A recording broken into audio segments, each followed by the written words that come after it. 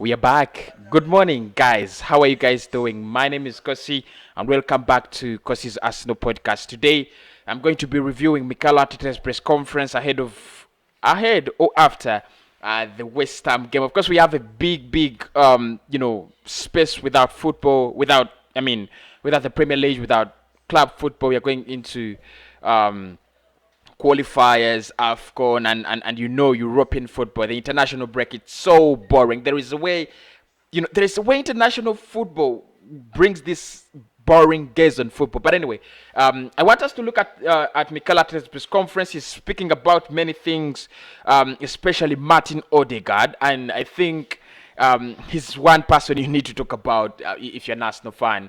I remember seeing one tweet from an Arsenal fan saying it's absurd that Eloni is taking over their wallpaper, but he's the best player right now at Arsenal. There are no questions about that. Of course, I'm not forgetting all about Bukayo Saka. I think he had an epic performance yesterday.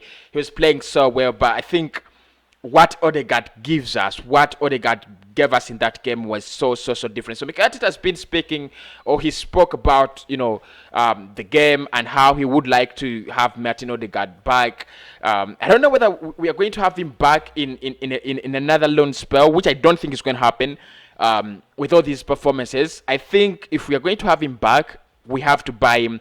And there was something so funny on Twitter yesterday saying that Arsenal will be mad not to try to do anything they can to sign Martin Odegaard, and Real Madrid will be mad to sell him. So then the question is, where do we go from here? But anyway, let us look at Mikel Arteta's press conference and see what exactly did he speak about, or how impressed was he after that game. Arteta on Odegaard, he said, when everyone was a little bit trembling, he gave us that stability and that composure on the ball, and he created chance after chance. And I think we talked about that if you've watched the first video, how Odegaard destroyed West Ham. I talked about him, and we saw he created 4 chances in that game. But not only that, he got involved in all the goals we scored yesterday. And I think he was so different from all the other players on that pitch. Arteta on resolving the issues, he said that's what keeps us awake. It's happened too many times and too often. At that level, you cannot do that because the margins are not so big. On whether Abba will go on international duty, he said we believe he's okay to go. Yeah, it has been confirmed Aubameyang will go on international duty with Gabon, but he will be playing only one game, not both games. He will only play one game. So I think that is the only good news about it. Then the other is Thomas Partey will not travel with Ghana in their international, I don't know whether they're friendlies or qualifiers, but he will not actually travel with them. And for me, you could just see that happy face of me smiling. I don't want Thomas Partey to travel. I need him to be a little bit, get a little bit more of rest and then fitness, and then we could actually get the best out of him next season. Arteta on Martin Odegaard, he said, I love talented and creative players who are willing to make things happen. It's true that Martin is giving us a different level in certain things we didn't have. And what did I say? Mikel is just, picking words from my mouth. I said, he gives us that thing that we never had in December and in January. That ability to cross the lines, that ability to break through the lines, that ability to create chance after chance, that ability to swim in the waters. I think that's what Martin Odegaard gives you.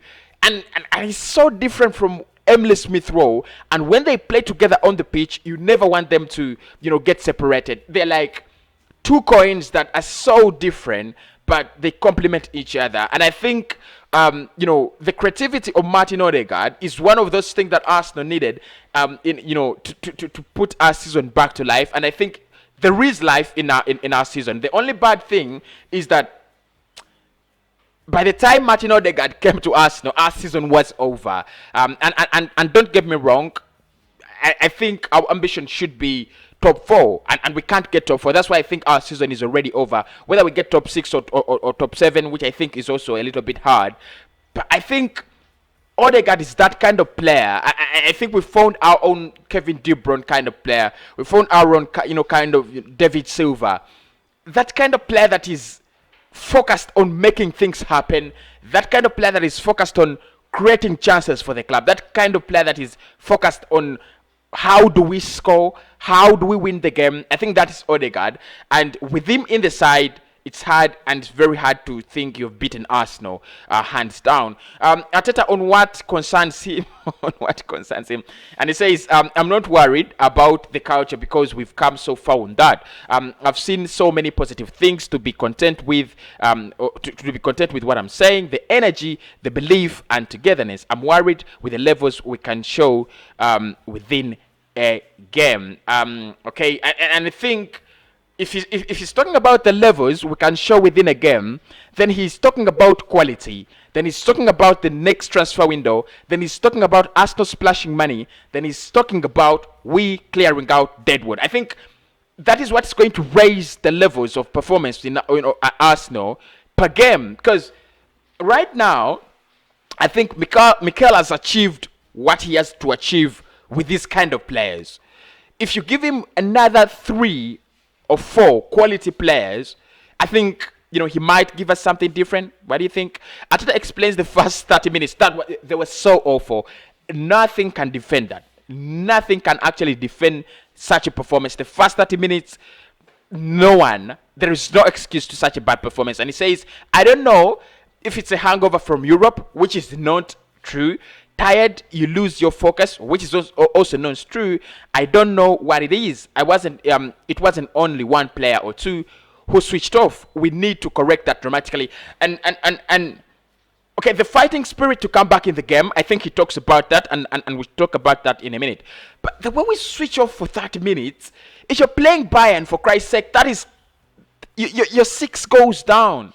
Because Bayern have the ability to do that. Even if it's Dortmund, if you're playing a more quality side than West Ham, you're conceding more than 3 goals. You're conceding more than 4 goals in 30 minutes. And why I do not agree with Mikel Arteta is every game, even on Thursday against Olympiacos, there was a time when we switched off. I don't know why we switch off in game, but it happens. It really happens, and we dramatically need to correct that, like he says. Arteta's reaction on the overall performance, he says, "I have no doubt because we talked about it. The energy and the cohesion that the players have. We got really close to winning, but but the first half really worries me. Of course, for me, it doesn't worry me. It doesn't worry me. What worries me is our switching off in game. That is what worries me. That first half is one first half. I think the worst first half we have ever played under Mikel. But the problem is switching off. Why do we switch off in games? Why do we become flat? Why do we become, it's like I don't know. I don't know what happens. And of course, Arteta says, I expect the team to play the level we showed afterwards. We have 2 phases. The first phase is about giving goals to the opponent, and it's not good enough. Nice one. I don't want to comment about that. Nice one. Lacazette on Chambers said, a lot of credit. He came back from a big injury. He worked a lot in training, individually as well. When he had a chance, he showed that he can play for Arsenal. I'm very happy for him. Lacazette on the game, he says, my feeling is mixed between being proud of the team for the comeback. We didn't respect the game plan from the coach in the first half. Arteta on Chambers, he says he was really good. He's been training really well. He's a player who gives us something else. No. I don't think he gives us something else. I think he had a very good performance, by the way, but I don't think he gives us something else.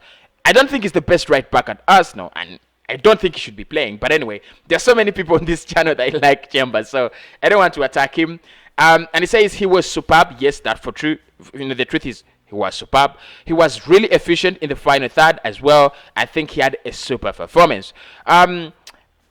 Okay, before I just go on, the one thing I liked about Chambers is the accuracy of his crossing. I don't know whether he's been working on that in training, but he looked like his crosses were more accurate than that of any fullback, be it Kientiani, Arsenal. Go and review his crosses and see.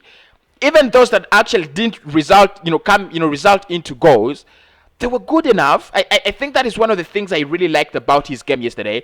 And then the runs, the way he was, connecting with Martin Odegaard, on that right hand side, I also loved it. But I don't think it gives us something different. I just don't feel him as a player. I just don't feel him. I'm telling you. So Arteta on how the first 30 minutes went. He said the first goal, it can happen. The way we conceded, the second one is unacceptable. The third one is unacceptable for the rest of the attitude, the desire and togetherness that we showed, because it's really difficult to do what we've done. I think we deserve to win it and at the end, but the first part really worries me. That is Mikel Arteta speaking about Martin Odegaard and the game in general. Of course, saying that we should have won it. How many people think we should have won that game? Because I don't think we should have won it, because the first 30 minutes only show you that West Ham should have won that game by far. Really by far. I think the comeback was fair because we played really well, but should we have won that game? I'm not really sure. You guys should tell me. I'm not really sure about that, because for me, I thought it was gone. West Ham 3-0 in 30 minutes. Lingard, super, superb. Bowen, superb. Mikel Antonio, superb. And then the way we turned it around, it was so beautiful, by the way. It was beautiful. And I want to give a lot of credit to these Arsenal players that they even don't deserve. If I was to do my player ratings, I'd give Leno a 0. I mean, why would I give him a mark? But anyway, truth is, I'll give Leno a 5, standard 5. I'll give Callum Chambers a 7. Those actually 2 assists, I'll give him an 8 in that game. Kian Tierney, I'll give him a 7. I'll give the defensive duo 4. I was not impressed with their performance. The midfield 2, Partey and Xhaka, in the first 30 minutes, what are you doing? I'd give them both of them a 5. Then if you look at Alexander Lacazette, for me, gets a 9 in that one. Martin Odegaard gets a 10 in that one. And then Bukayo Saka gets an 8. I was impressed by his performance, although he needs to work on how he scores goals. But in a nutshell, that was our game. And Mikel Arteta just, summarizes how the game was. My name is Kosi. I'll speak to you again about the transfer speculation around Arsenal. And this week, I'll be running more of transfer stories and rumors and sensible transfers. I expect another episode of Arsenal sensible transfers today or tomorrow. And I'll be speaking about a right back in this case. And I'm going to speak about either Tariq Lamptey. If not Tariq Lamptey, I might speak about Ashraf Hakimi or Max Aarons. I think that is where I'm going to be, a right back. I've thought about doing a video about Jules Koundé. I also dropped a video about Jules Koundé as well, and a couple of other players that have been linked with Arsenal.